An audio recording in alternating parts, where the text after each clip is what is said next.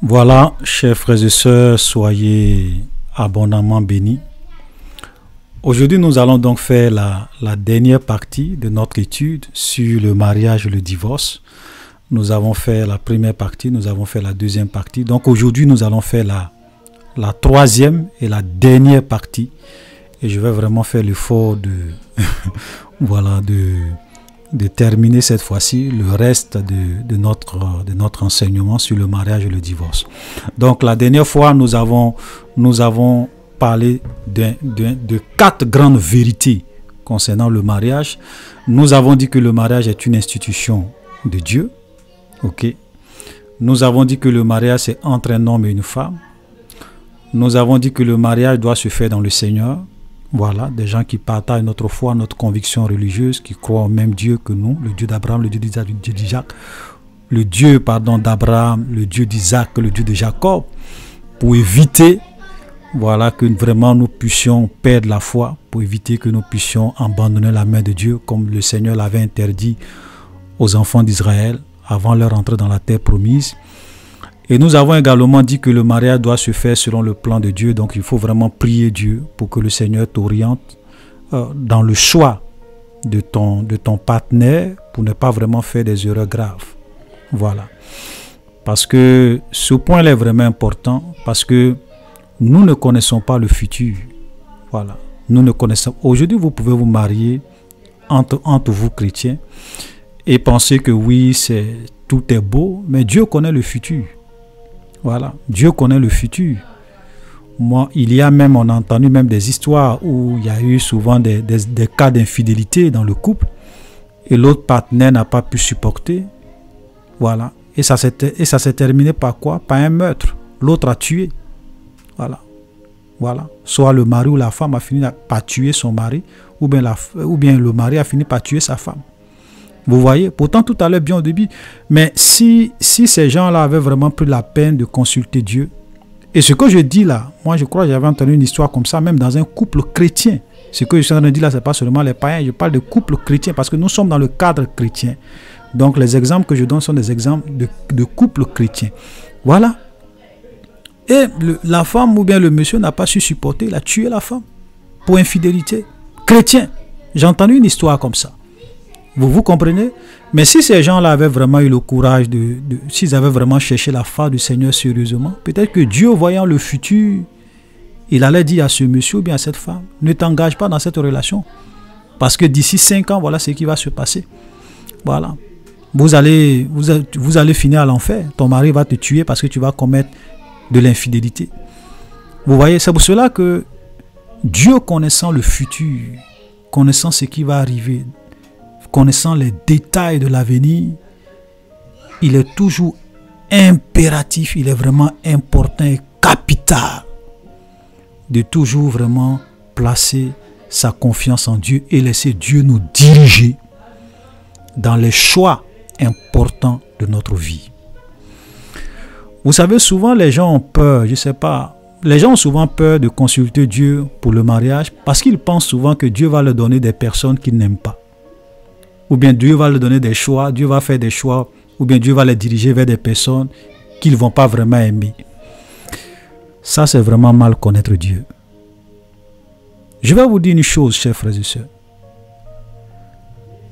Personne ne peut vraiment faire un choix qui soit plus meilleur que le choix de Dieu. C'est impossible. Et tandis que si tu viens avec Dieu devant une situation et puis Dieu te dit, voici mon choix. Mais je te laisse la possibilité de faire aussi d'autres choix que tu veux.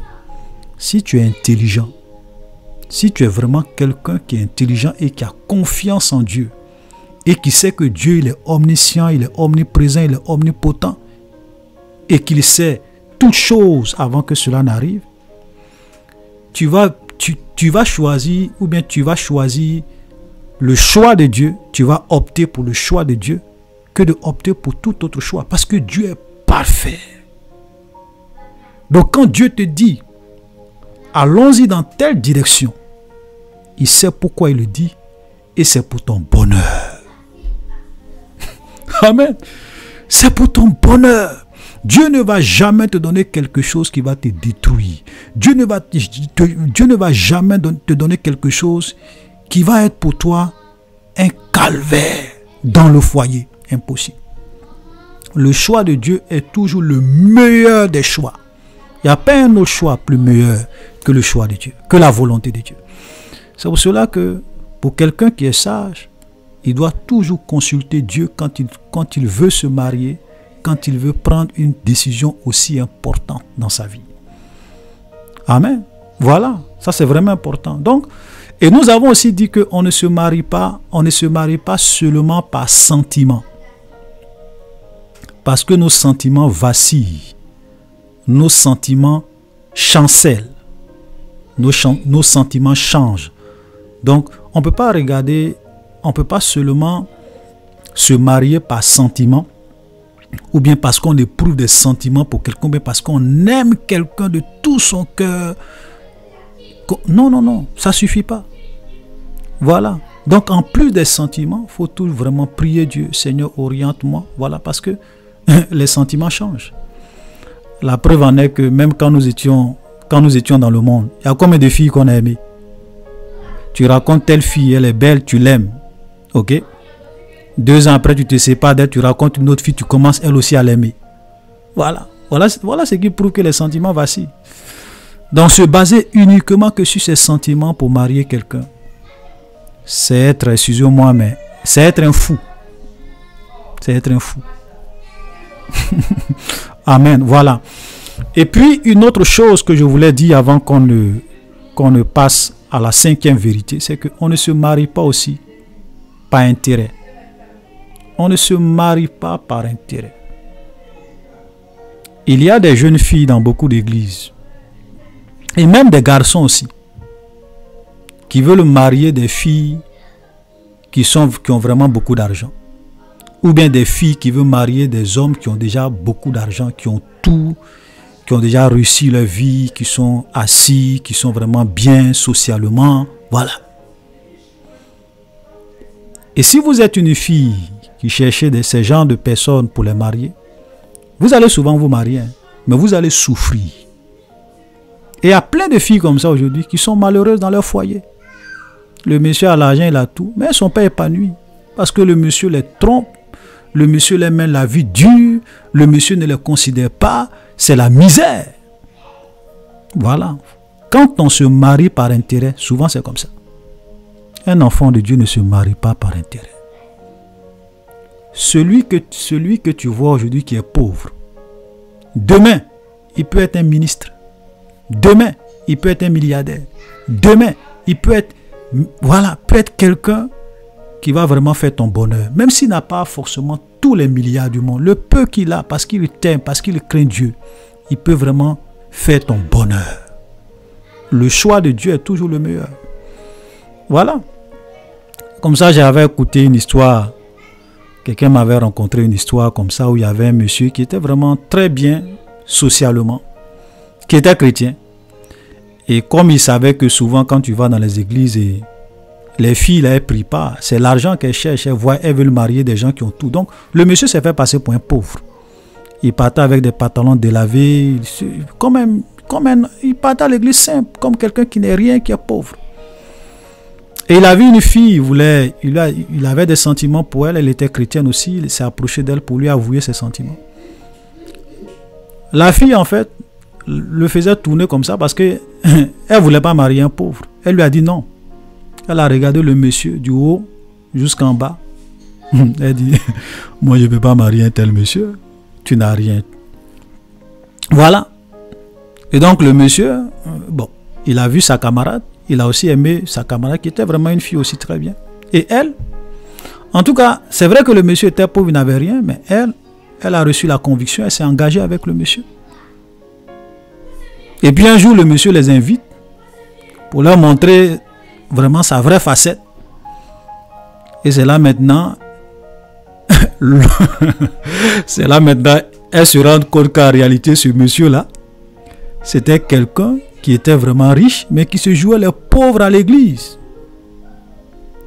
Et cette première qui a refusé l'offre, elle avait honte. Elle ne pouvait même pas lever la tête pour regarder le monsieur. Voilà, j'ai juste résumé l'histoire. Vous voyez, voilà. Pour dire que quand vous voulez toujours vous marier par intérêt, vous allez faire des erreurs dans vos vies que vous allez regretter. Il y a des filles, ok, dans les églises, Dieu avait envoyé des gens vers elles.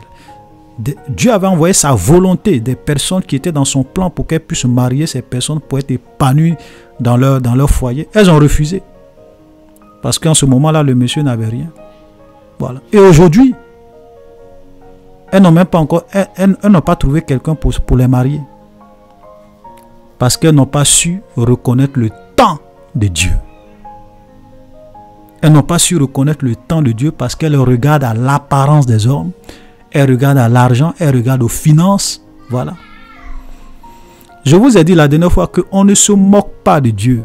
Ce qu'un homme aura sémé, il va le moissonner. Voilà. Donc, il faut se marier selon les règles de Dieu. Même si c'est un pauvre, que Dieu te dit, vas-y. Même si c'est une fille qui n'a rien. Voilà. Même si elle n'est pas à ton niveau. Voilà. Si Dieu te dit, vas-y. Dieu sait pourquoi. Engage-toi. Elle va faire ton bonheur. Ou bien ce monsieur va faire ton bonheur. Parce que c'est le plan de Dieu pour toi. Amen. Voilà. Donc, la cinquième et la dernière vérité que je voulais dire concernant le mariage, avant qu'on ne passe au divorce, c'est que on doit se marier selon les règles. Selon les règles. Parce qu'il y a des gens souvent, alors excusez-moi, souvent j'ai des ok là. Voilà, on doit se marier selon les règles. Parce qu'il y a des gens souvent qui disent que, souvent les gens font des débats comme ça, ils disent que est-ce que quand on fait la dot, quand on fait seulement la dot, on peut déjà, c'est qu'on est déjà marié, c'est-à-dire qu'on n'a même pas besoin d'aller à la mairie. La dot, c'est le mariage. Il y a d'autres qui disent que non, en plus de la dot, il faut aller à la mairie. Voilà. Frère, je vais vous dire une chose, faites beaucoup attention. Quand vous voulez vous marier, mariez-vous selon les règles. Ça veut dire que, c'est vrai, lorsque nous lisons dans la Bible, nous voyons que Abraham n'est pas allé devant la mairie, mais parce qu'au temps d'Abraham, il n'y avait pas de mairie. Il n'y avait pas une institution où on pouvait aller légaliser notre union. Donc, on payait la dot et puis c'était fini. Ok? Voilà. Même dans nos traditions africaines, avant que les Blancs avant que les Blancs ne viennent nous coloniser, ou bien avant même que nos États, on ne puisse avoir nos indépendances. Ok? Le mariage, c'était le mariage traditionnel. C'est-à-dire que tu payes la dot de ta fiancée. Et pour les parents, cette fille-là était légalement ta femme. Tu pouvais la prendre et puis vraiment aller avec elle chez toi et puis vraiment fonder une famille. Ok? Il n'y avait pas de problème. Mais sauf qu'aujourd'hui, les choses ont changé. Nous avons maintenant des nations, nous avons des États, nous avons l'État civil. Donc, pour que l'État puisse reconnaître que vous êtes marié, il faut aller à la mairie. Il faut aller signer des papiers avec des témoins qui prouvent que vous êtes légalement marié, de telle sorte que même si tu meurs demain, ta femme puisse bénéficier de ta pension.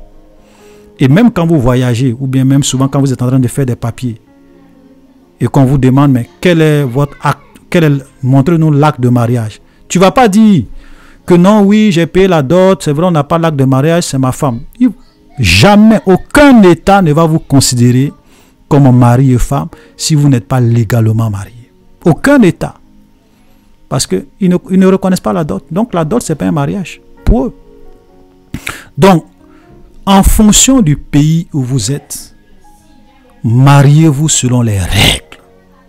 Si vous êtes dans des pays peut-être qui ne reconnaissent pas la dot, voilà. Peut-être je pense que ici au Canada, moi je ne pense pas que les gens ici il y a dot. Ici il n'y a pas dot, eux ne connaissent pas dot. Donc tu rencontres la fille, voilà, tu vois, peut-être vous allez saluer ses parents, vous vous présentez, et puis bon, vous pouvez vous marier, vous allez à la mairie, vous vous mariez, et on vous considère comme mari et femme. Affaire de dot là, ils ne connaissent pas ici. Voilà. Mais en Afrique, c'est pas comme ça. Dans beaucoup de tribus africaines, c'est pas comme ça.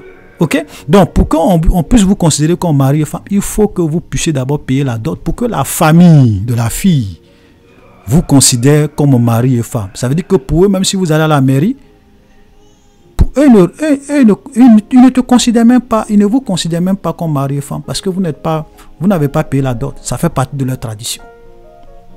Voilà. Ok? Donc, quand vous allez payer la dot, en plus de cela, vous allez à la mairie pour officialiser, pour légaliser votre union. Voilà. Donc, en fonction du pays où vous êtes, respectez les règles du mariage pour que Dieu puisse vous approuver. Respectez les règles. Voilà, tu ne peux pas dire que non, j'ai payé la dot, on est marié, donc je prends ma femme, je vais avec elle à la maison. L'État ne vous reconnaît pas comme mari et femme. Voilà. Vous êtes en train de vivre en concubinage. Voilà. Et le concubinage, c'est un péché devant Dieu. Non, le concubinage est un péché devant Dieu. Voilà. C'est un péché devant Dieu. Vous n'êtes pas marié. Donc, il faut payer la dot. Il faut faire le mariage civil. Il faut payer la dot si cela existe dans votre pays. Il faut aussi faire le mariage civil. Voilà, si c'est la règle dans votre pays. Donc, il faut respecter les règles. Ok, donc, et il y a aussi cette question, est-ce que, concernant le mariage religieux, ça, il faut qu'on soit clair sur cette histoire de mariage religieux. Il n'existe pas de mariage religieux. Voilà. L'église ne célèbre pas de mariage. Moi, je n'ai jamais vu dans la Bible ou bien dans le Nouveau Testament où on dit que l'église célèbre les mariages, l'église officialise les mariages. Non. L'église ne fait que bénir votre mariage. Vous vous mariez à la mairie, vous venez à l'église et puis les pasteurs prient pour recommander votre foyer, pour recommander votre union, pour que Dieu vous bénisse, Dieu vous soutienne, Dieu vous aide, Dieu vous garde dans votre foyer. Donc l'église ne fait que bénir le mariage, prier pour le mariage. C'est comme une prière qu'on fait en votre faveur. De la même manière qu'on souvent on présente les enfants à Dieu, on ne baptise pas les enfants, mais on présente les enfants à Dieu pour que Dieu les garde, à l'exemple de l'enfant Jésus qui a été présenté au temple. Voilà. Donc, on présente l'enfant à Dieu pour que Dieu le garde, Dieu le bénisse, que vraiment en grandissant, que Dieu puisse lui faire grâce. Voilà, c'est tout. Donc, de cette même manière, il n'y a pas de mariage religieux. Si tu ne vas pas à la mairie, si tu ne vas pas payer ta dot, et puis tu prends ta femme, tu t'en vas à l'église, et puis les pasteurs prient pour vous, et puis les pasteurs disent que vous êtes mari et femme officiellement, ça n'a aucune valeur. C'est zéro. Dieu ne connaît pas ça. Voilà, il faut que ça soit clair dans votre esprit. Donc, le mariage religieux, ça n'existe pas. La bénédiction, voilà, ou bien la prière, pour que Dieu vous accompagne dans votre mariage, oui. Ça, c'est biblique. Ça, on le fait. Amen. Voilà. Donc, voilà les 5 grandes vérités que nous avons vues concernant le mariage. Et si vous voulez avoir un mariage heureux, il faut vraiment respecter ces principes. Il faut vraiment obéir à ces 5 grandes vérités. Sinon, le diable va vous créer des problèmes dans votre mariage. Sinon, vous allez souvent faire des erreurs et vous allez payer ça cash. Voilà, vous allez regretter. Donc, il faut qu'on soit vraiment prudent à ce niveau. Maintenant que nous sommes mariés en tant que des chrétiens, ou bien peut-être même que nous nous sommes mariés avant de devenir chrétiens. Ok, nous nous sommes mariés avant de devenir chrétiens. Peut-être que le monsieur était marié et puis avec sa femme qui n'était pas convertie, sa femme se convertit, le monsieur n'est pas converti. Qu'est-ce qui se passe? Voilà, dans quel cas on peut divorcer? La question du divorce. Et c'est par là que nous allons terminer sur la question du divorce. Donc, dans quel cadre on peut vraiment divorcer? Ça, c'est vraiment important. Ok? Voilà. Donc, le divorce, je pense que nous allons lire un texte à ce sujet. Voilà, comme je l'avais lu la dernière fois. Matthieu 19, à partir du verset... Bon, on peut même commencer à faire la lecture à partir du verset 2. Une foule le suivit et là, il guérissait les malades. Donc, parlant de Jésus, une foule suivait Jésus et Jésus va guérir les malades. Les pharisiens l'abordaient et dit pour l'éprouver, est-il permis à un homme de répudier sa femme pour un motif quelconque? Voilà. Ça, c'est une question que les pharisiens vont venir poser à Jésus pour dire, Seigneur, est-ce que un homme peut répudier sa femme pour n'importe quel motif? Et quand il pose cette question, parce que par la suite, vous allez comprendre, il pose cette question parce que dans la loi de Moïse, comme je l'ai dit dans la vidéo précédente, dans la loi de Moïse, on pouvait pratiquement répudier sa femme pour n'importe quelle raison. Pour n'importe quelle raison. Ok? Voilà. C'est-à-dire que tu te lèves un matin, la femme avec qui tu as vécu, tu trouves en elle quelque chose de honteux, quelque chose qui ne te plaît pas. La loi de Moïse dit que tu dois écrire une lettre de répudiation. Et tu donnes à la femme. Une fois qu'elle reçoit la lettre de répudiation, elle peut prendre ses bagages et puis partir de chez toi et elle peut devenir la femme d'une autre personne. Voilà comment ça se passait dans l'Ancien Testament. Donc on pouvait répudier sa femme pour n'importe quelle raison. Donc ils viennent poser la question à Jésus. Verset 4, il leur répondit, n'avez-vous pas lu que le Créateur au commencement fit l'homme et la femme? C'est pourquoi ils disent, et qu'il dit, c'est pourquoi l'homme quittera son père et sa mère, s'attachera à sa femme et les deux deviendront une seule chair. Ainsi, ils ne sont plus deux, mais ils sont une seule chair, que l'homme donc ne sépare pas ce que Dieu a joint. Donc Jésus est en train de leur dire clairement que dans la nouvelle alliance, selon le plan de Dieu, selon ce que selon le plan de Dieu depuis le jardin d'Éden, ok, le plan parfait de Dieu concernant le mariage, c'est qu'un homme n'a pas le droit de séparer ce que Dieu a joint. Que l'homme donc ne sépare pas ce que Dieu a joint. Parce que quand vous vous mariez, vous pensez que c'est devant les hommes que vous êtes en train de vous marier. Ce n'est pas devant les hommes seulement. Hein. Devant Dieu. C'est-à-dire que quand vous allez à la mairie et que vous dites oui, oui, et qu'on dit je vous déclare mari et femme, c'est comme si Dieu vient mettre son cachet là-dessus. Et puis dans le ciel, Dieu dit vous êtes... Dans le ciel, si je veux vraiment faire ça de façon imagée, Dieu aussi déclare dans le ciel, je vous déclare mari et femme. Dieu a fini de parler. C'est bouclé, c'est fini. Vous êtes mari et femme. Que personne ne vienne séparer ce que Dieu a joint. Maintenant, dans quel cadre Dieu peut accepter le divorce? Et c'est la question qu'il... Donc, au verset 7, pourquoi donc, lui dit-il, Moïse a-t-il prescrit de donner à la lettre une femme de divorce, une lettre de divorce et de la répudier? C'est ce que je disais, j'expliquais tout à l'heure, selon la loi de Moïse. Verset 8, il leur répondit, c'est à cause de la dureté de votre cœur que Moïse vous a prescrit, vous a permis de répudier votre femme. Comme je le disais dans l'Ancien Testament, les gens n'avaient pas l'Esprit de Dieu qui habitait en eux comme nous. Donc il y a des choses, il y a des fardeaux que Dieu ne pouvait pas leur imposer. Il y a des choses que Dieu ne pouvait pas leur forcer à faire. Sinon, ça allait être un cafouillage. Mais quand Jésus vient, qu'il meurt, qu'il accomplit toutes choses et qu'il bâtit son église, nous avons l'Esprit de Dieu en nous. Le cœur de chair se transforme en des cœurs de pierre. Donc, nous n'avons plus des cœurs durs. Nous devrons obéir à la loi de Dieu, nous devons pardonner, nous devons supporter. L'amour doit nous pousser à supporter beaucoup de choses et vivre dans la paix. Voilà le vrai chrétien. Amen. Verset 9 qui va vraiment nous intéresser. Je vous le dis que celui qui répudie sa femme, sauf pour infidélité, et qui en épouse une autre comme un adultère. Donc le seul cas où Dieu autorise le divorce, c'est en cas d'infidélité. Parce qu'il a dit celui qui répudie sa femme, sauf, donc il y a une exception, sauf pour infidélité et qui en épouse une autre, comme un adultère. Ça veut dire que le divorce n'est pas autorisé, sauf en cas d'infidélité.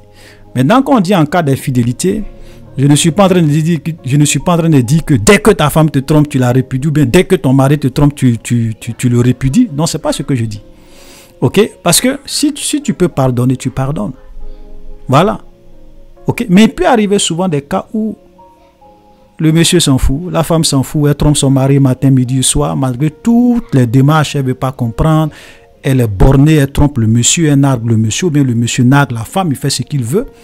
Si la femme veut, c'est une possibilité, on n'a pas dit c'est forcé, mais c'est une possibilité. Si la femme veut, elle peut se séparer de son mari. Et ça, Dieu est d'accord avec ça. Ça veut dire qu'elle n'a pas commis un péché.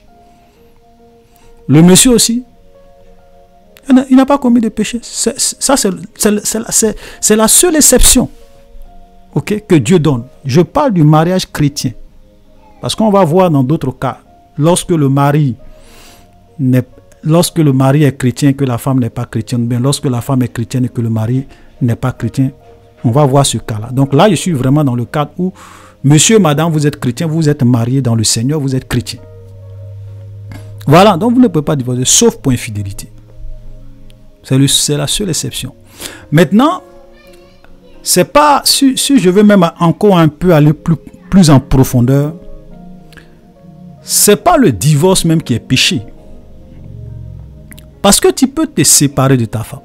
Tu peux divorcer, si je veux dire. Mais si tu divorces pour n'importe quelle autre raison, tu ne dois plus jamais te marier. Voilà. Tu peux divorcer, hein, mais tu ne plus... Parce que Jésus dit quoi? Il dit c'est lorsque tu divorces et que tu épouses une autre personne qu'il y a adultère. Voilà. Voilà. Et c'est pour cela qu'il dit, je crois dans Matthieu 5, il dit celui qui répudie sa femme, l'expose à devenir adultère. Vous voyez? Voilà, tu l'exposes. Donc quand tu divorces, il n'y a pas de problème. Mais si tu divorces et que tu te remaries, c'est là qu'il y a adultère, c'est là qu'il y a péché. Et nous pouvons voir la confirmation de cela de ce que je dis là dans 1 Corinthiens chapitre 7. Le verset 10, 1 Corinthiens 7, verset 10, voilà, il dit à ceux qui sont mariés, ça c'est Paul qui parle, à ceux qui sont mariés, j'ordonne, non pas moi, mais le Seigneur. Ça c'est le Seigneur qui ordonne, non pas moi, mais le Seigneur, que la femme ne se sépare point de son mari. Au verset 11, si elle est séparée, c'est-à-dire si elle se sépare de son mari, si elle divorce avec son mari, pour n'importe quelle autre raison, excepté le cas de l'infidélité, ok, si elle est séparée, qu'elle demeure sans se marier, ou qu'elle se réconcilie avec son mari, et que le mari ne répudie point sa femme. Vous comprenez? Voilà la vérité. C'est-à-dire que si tu te sépares de ton mari, ou bien si tu te sépares de ta femme, ok, mais tu dois rester comme ça jusqu'à ta mort. Ou bien elle doit rester comme ça jusqu'à sa mort. Voilà. Ou bien l'un de vous, vous devez rester comme ça jusqu'à ce que l'un de vous meure. Voilà. Ou bien le seul cas qui vous reste, c'est de vous réconcilier et continuer à vivre ensemble. C'est-à-dire tu te sépares d'elle, tu divorces. Et puis après, bon, peut-être que le temps que les choses se calment, tout ça, 1 an, 2 ans après, et puis tu vas reprendre ta femme, vous vous réconciliez, vous revenez vivre ensemble. C'est le seul cas qui vous reste. Sinon, vous restez comme ça. Donc, c'est pour vous dire qu'on ne divorce pas comme ça. On ne peut pas se lever, tu dis non, mon mari, là, il ronfle trop, ou bien ma femme, là, elle ronfle trop. Donc, moi, je ne peux pas vivre avec elle, ou bien cette femme, là, elle est trop insupportable, elle est arrogante, elle est ceci, cela, elle n'a pas été infidèle. Tu te lèves, tu la répudies. Tu as le droit de la répudier, mais sauf que tu ne dois plus jamais te marier jusqu'à ta mort. Et puis vous savez, quand moi je suis en train de dire ça, je ne suis pas dans la théologie. Parce qu'aujourd'hui vous avez beaucoup de faux pasteurs, des plaisantins, qui viennent justifier, oui, comment je dirais, on n'était pas compatibles, oui, ça n'allait pas dans le couple. Donc comme la Bible dit que si ta main droite est pour toi une occasion de chute, il faut couper ta main droite, il faut jeter, donc je me suis séparé d'elle. Vous pouvez justifier votre divorce par toutes sortes d'arguments et de superfuges, mais une chose est sûre. Jésus est clair, il a parlé, il dit, celui qui répudie sa femme, sauf pour infidélité, et qui épouse une autre, commet un adultère. Je n'ai pas de doute sur ça. En fait, si vous voulez développer vos théologies, développer vos arguments, développer tout ce que vous voulez. au jour du jugement, vous allez être déclaré adultère et vous allez aller à l'enfer. Voilà. C'est pour cela que je disais que le mariage, ce n'est pas un jeu. C'est pour cela qu'avant d'être engagé, il faut vraiment prier Dieu avant d'être engagé. Voilà. On a vu souvent des pasteurs. Des pasteurs souvent, des soi-disant prophètes connus. Il s'est marié avec une fille. Je ne vais pas dire son nom, ça ne m'intéresse pas. Cette fille, elle a témoigné. Aujourd'hui, ils se sont divorcés. Il frappait la femme jusqu'à elle a perdu 2 de leurs enfants dans sa grossesse. C'est-à-dire que la femme était enceinte, il venait botter cette femme. Jusqu'à elle a perdu le premier enfant, elle a perdu le deuxième enfant à cause des coups que ce soi-disant prophète donnait à cette femme. Ils se sont séparés. Vous comprenez? Voilà des gens qui se disent prophètes de Dieu. Et c'est eux qui vont venir vous parler. Non, je vois dans le spirituel. Oui, non, Dieu m'a montré, je suis rentré. Non, j'ai une vision. Non, non, non, non. L'Esprit de Dieu me montre. L'Esprit de Dieu me montre. Et les chrétiens. Et c'est ça souvent moi qui me dérange. Des chrétiens qui n'ont même pas le discernement, s'en vont s'asseoir et puis écouter de tels pasteurs. C'est malheureux. L'apôtre Paul dit que celui qui n'arrive pas à diriger sa propre maison, comment peut-il diriger l'église de Dieu? Vous comprenez? Celui qui n'a pas soin des siens, principalement de ceux de sa famille, il est pire qu'un infidèle, il a abandonné la foi. Ça, c'est la Bible qui le dit. Quelqu'un qui n'arrive pas à s'occuper de sa propre famille, des siens, il est pire qu'un infidèle, il a abandonné la foi. Vous pouvez le considérer comme un prophète, comme un bishop, comme un pasteur, mais pour Dieu, c'est clair, c'est un païen. C'est pour cela que je disais, ce n'est pas tous ceux qui vont à l'église qui sont pasteurs, qui sont chrétiens. Ce n'est même pas tous ces gens qui viennent vous dire qu'ils sont pasteurs, qui sont pasteurs. Vous avez aujourd'hui des aventuriers qui se proclament et qui s'auto-proclament prophètes de Dieu. Qui marient, qui divorcent. Qui marient, qui divorcent. Et souvent, ce n'est pas pour infidélité. Hein. C'est pour ce genre de choses. Ils trompent leurs femmes, ils sont arrogants, ils sont cupides, ils aiment l'argent. Leurs femmes, quand ces femmes-là viennent les dimanches à l'église, elles font semblant d'être épanouies. Mais à la maison, elles souffrent. Des hypocrites aussi, ces femmes. Des hypocrites. Sous prétexte de préserver le ministère. C'est malheureux. C'est malheureux. Voilà. Donc, comment on peut aller écouter de telles personnes? Mais bon, comme Jésus l'a dit, qu'à la fin des temps, plusieurs faux prophètes se lèveront et ils vont séduire beaucoup de personnes. Les gens courent après les miracles, après les prophéties. Beaucoup de personnes seront séduites à la fin des temps. Et c'est dans les temps dans lesquels nous sommes. Amen.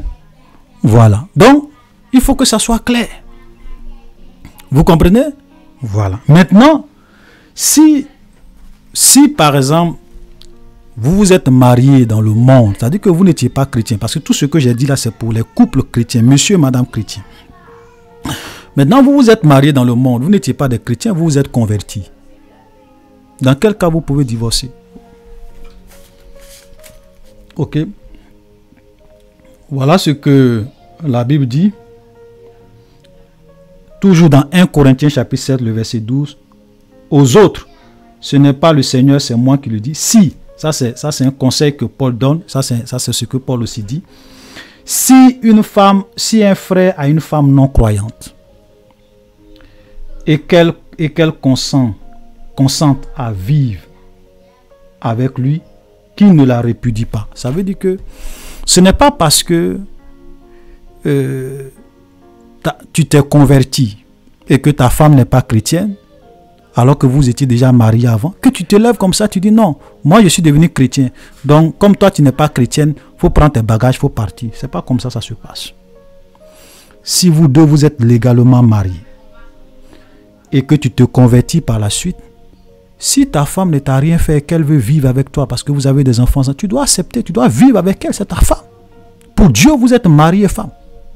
Vous comprenez? Donc il faut qu'on fasse les choses selon les principes de Dieu. C'est ce que je disais. Si vous voulez avoir un mariage heureux, respectez les principes de Dieu. Ensuite, il dit, et si une femme a un mari non croyant, Ça, c'est pour la femme. Et qu'il consente à habiter avec elle, qu'elle ne répudie point son mari. Voilà ce que Paul dit. Vous comprenez? Donc, si ton mari ne croit pas que toi, tu t'es converti, tu ne vas pas venir un bon matin, tu dis, bon, monsieur, moi, je suis devenu chrétienne, hein. On divorce, moi, je ne te marie plus, je veux me séparer de toi. Ce n'est pas comme ça, ça marche. Dieu n'est pas dans le désordre, Dieu n'est pas dans la confusion. Ok? Nous devrons respecter les liens sacrés du mariage. Ça, c'est le conseil que Paul donne pour les couples où l'un des partenaires est chrétien. Ok? Maintenant, le verset, on va aller directement au verset 15. Si le croyant se sépare, qu'il se sépare, le frère ou la sœur ne sont pas liés dans ce cas-là. Dieu nous appelle à vivre en paix. Vous comprenez? Le verset 15 est très important. Maintenant, si ce mari, c'est-à-dire c'est pas toi la chrétienne qui est venue dire, ou bien c'est pas toi le chrétien qui veut chasser ta femme, mais ta femme elle-même qui n'est pas convertie, ou bien ton mari lui-même qui n'est pas converti, s'il vient, il dit, madame, ton affaire de Jésus là, moi, je ne peux pas vivre dans ma maison avec les gens qui adorent Jésus. Donc, il faut prendre tes bagages, quitte ma maison. Ok? Ou bien la femme, peut-être toi tu es chrétien, ta femme n'est pas convertie, ta femme vient, elle dit, monsieur, toi, ton affaire de Jésus là, moi je ne suis pas dedans, comme tu as décidé de suivre Jésus, en tout cas, moi je me sépare de toi, je demande le divorce. Parce que moi je ne veux pas vivre avec quelqu'un qui suit Jésus, ou bien moi je ne veux pas vivre avec une femme qui suit Jésus. Voilà. Soit c'est ton Jésus, soit c'est moi. Fais ton choix. Voilà. Ok? La Bible est claire. Il dit, si le non-croyant se sépare, qu'il se sépare. S'il veut partir, qu'il parte. S'il veut divorcer, qu'il divorce. S'il veut se séparer de toi, qu'il se sépare de toi. Parce que Dieu nous a appelés à vivre en paix. Vous comprenez? Ça veut dire que le mariage là, c'est pas forcé. Si je peux parler selon le langage ivoirien. Mariage là, c'est pas forcé. C'est pas forcé. Tu vas pas rester là. Le monsieur te frappe tous les matins.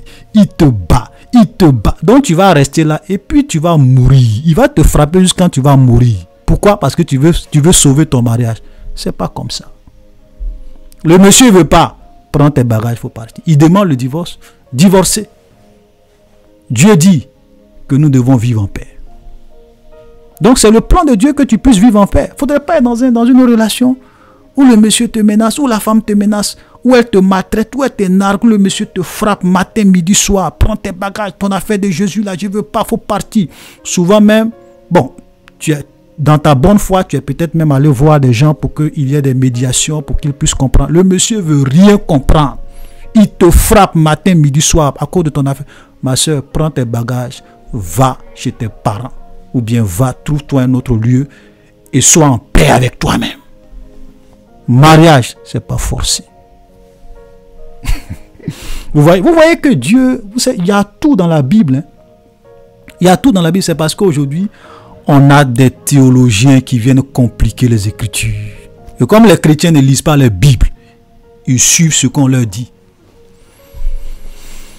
Moi, je ne me laisse plus influencer par les soi-disant pasteurs ou bien prophètes. Quand ce qu'ils disent n'est pas conforme à la parole de Dieu, je rejette automatiquement. Voilà. Parce que frère, je vais vous dire une chose. Et je vais terminer par là. Ok, je pense avoir déjà tout dit. Ok, je vais vous dire une chose. Personne ne sera jugé au jour du jugement sur la base de ce qu'un pasteur a dit. Même moi-même qui vous parle, si ce que je dis c'est faux, il faut rejeter. Jésus était clair, il dit, celui qui entend ma parole et qui la rejette a déjà son juge. La parole que j'ai annoncée, la parole que j'ai prononcée, c'est elle qui va le juger au dernier jour. Ce n'est pas la parole d'un homme, c'est la parole de Jésus qui va tous nous juger au dernier jour. C'est pour cela que j'aime, et quand j'ai lu un peu l'histoire de Martin Luther, j'ai aimé cette formule de Martin Luther. Sola scriptura. Vous savez, au temps de Martin, il y avait 4 solas. Je l'ai déjà dit quand je parlais un peu de l'histoire de l'Église. Il y avait sola fide, seule la foi, sola scriptura, seules les saintes écritures, sola gratia, nous sommes sauvés par la grâce, sola Christus, seul Jésus-Christ nous sauve. Mais le sola le plus populaire, c'est le sola scriptura. Ça veut dire que seule la parole de Dieu doit nous gouverner. Seule la Bible, seule la volonté de Dieu, seules les saintes écritures. On n'écoute plus un pape, on n'écoute plus un bishop, on n'écoute plus un prophète. Si ce que le prophète dit est contraire à la parole de Dieu, il faut jeter ça à la poubelle. Voilà, chers frères et sœurs, nous allons nous arrêter là pour aujourd'hui parce que malheureusement, j'ai un souci avec ma caméra. Shalom et soyez bénis.